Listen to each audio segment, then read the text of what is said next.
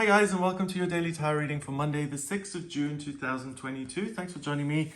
I'm going to use the Gilded Tarot for today's reading. Let's see what these cards have to say about Monday the 6th and what energy you'll be working with.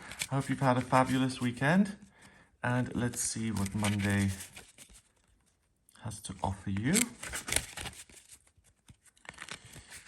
So let's have a look. I think I'm going to choose 4 cards. That just popped into my head to use 4.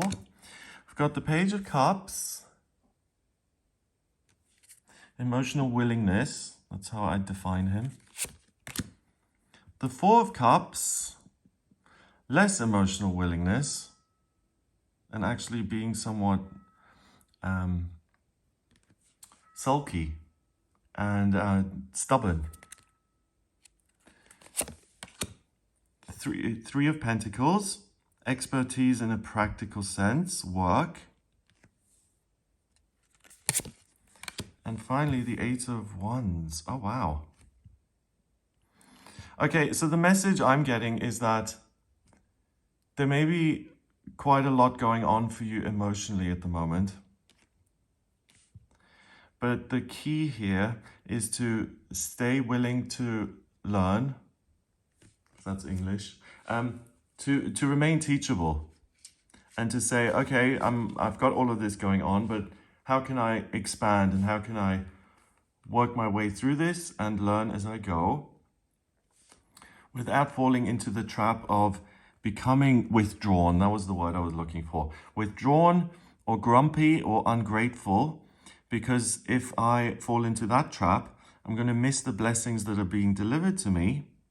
And if the feelings can be managed to a certain extent, you're able to be super, super productive, and you're able to create the masterpiece as such, like a really amazing piece of work that you haven't been able to achieve so far. And that then leads to new opportunities in your life. So I feel that the cards are kind of warning all of us here not to sink into an emotional pit, because there's actually a lot of good stuff happening in a practical sense. And if we can stay connected with the physical world and what we're doing work-wise, then that's the best way to use this energy and to work it and to create a new opportunity here. But it's not just delivered to you on a silver platter.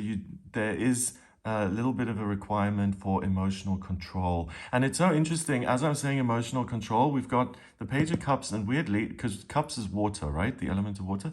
But we've got orange here, and the orange reminds me of the sacral chakra.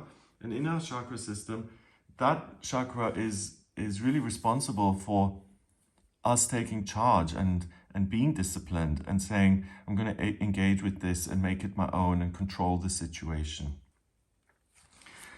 So that then tells me that you have the ability to manage your own feelings.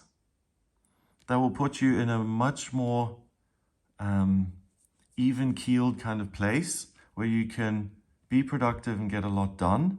And then the fire comes in of new opportunity and movement away from something that seems to be very calm and where there isn't a lot happening. And you can create a lot more movement in your life, and there'll be a lot more activity as a result of the work you do on this day.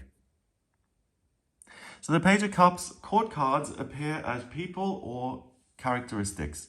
So you may meet someone who's emotionally very inexperienced, or someone who just doesn't get it.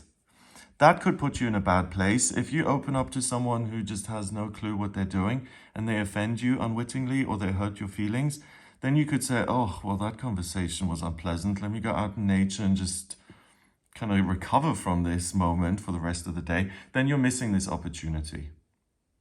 So that's the first warning. Don't take things overly personally. It's like I'm having language problems today. If you're connecting with someone and they say something you don't like, try and compartmentalize that and try not to take it too personally.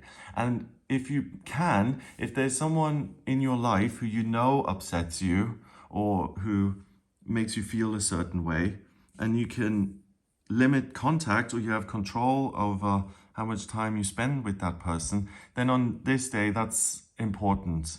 Because like I said, you can get so much good stuff done. Why would you sit there and listen to someone who's unwilling to learn or has no idea?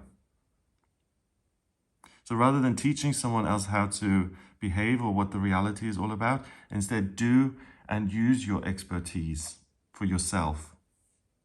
The other way the Page of Cups then comes across is you feeling like you don't have a clue of what's really going on or how to interact. The Page of Cups could also be said to be socially awkward because he just doesn't know how to interact with other people in a way that makes them feel good, makes him feel good. But again, the great thing about the Page is that he's willing to learn. So if it isn't someone else in your life, but it's actually you, then just be patient with yourself and say, okay, the key thing here is that I'm willing to do better. And I don't know everything about my emotional responses, but if I catch myself falling off, then I'm going to reach in, pull myself out of that, and try as much as I can to be consistent and to be practical. So the Four of Cups, these two look very similar.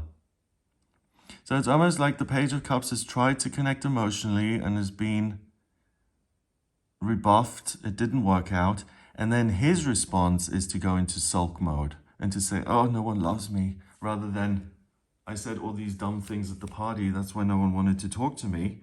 But instead, oh, poor me, no one understands me, no one loves me, you see?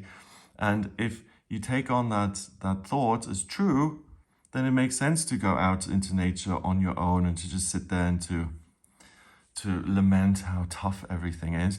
But the reality of the Four of Cups is one cup is being delivered, so you can grow emotionally and you can make sense of things. And you already have come a long way. You're not the Page of Cups. This isn't your first time out of the house or at a social function or dealing with someone else's emotions. You've been there before.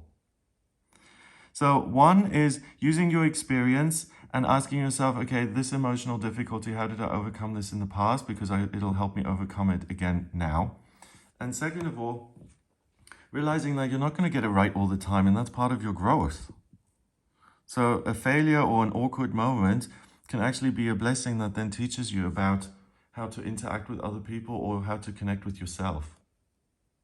So once that's kind of managed, oh wow, you can even take all this emotional awareness and channel it into your work. And that's why it is such a masterpiece, because it's a very personal reflection of you as an individual, and you're finding a way to capture that in a tangible format. So if you're an artist, a writer, a performer, a musician, a composer, it's a great day to get busy and to do your best work ever. And then once you've done that best work ever, it leads to new opportunities. The Eight of Wands is news. That's super interesting, because the Eight of Wands has come in, I think it was yesterday or the day before.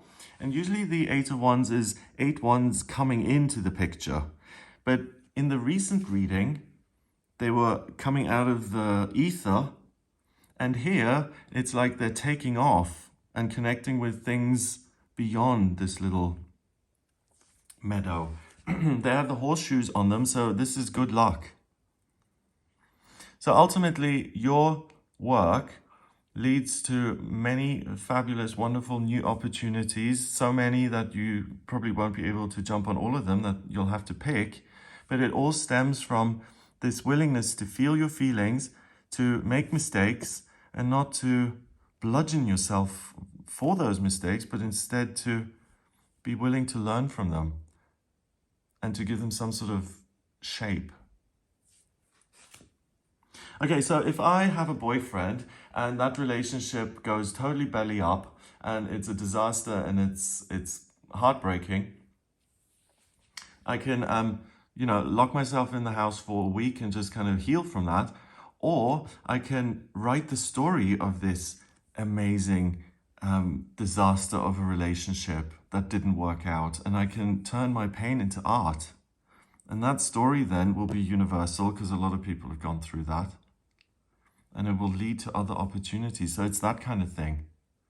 It's transforming your emotional difficulties or your pain into something beautiful and enchanting, and that allows you to connect with other people who may be feeling similar or may have had similar feelings in the past. Wow. Yeah, so this is an amazing day for artists, and it's an amazing day for work that feels very, very personal. Number-wise, we got the page, that's 1, and 4 is 5, and 3 is 8, and another 8, so we've got 88. 8 is power and strength, so intense emotions, intense talent, intense, powerful opportunities as a result of this talent. 8 and 8 is 16, 1 and 6 is 7, and 7 in numerology is the mind and creativity. So that's the key here. It's to take the things that are going on internally and to get creative with those and to give them some sort of form and shape and structure. Wow, okay. So we're going to have some new stories today. We're going to have some new pictures to look at, some new pieces of music to listen to. Amazing. Lots of inspiration. And the actual know-how to use that inspiration and to give it a physical shape. Have a wonderful day. If you'd like a personal reading with me, please get in touch via my website. It's gregoryscott.com. On the front page, click on Book Your Reading to order your reading with me.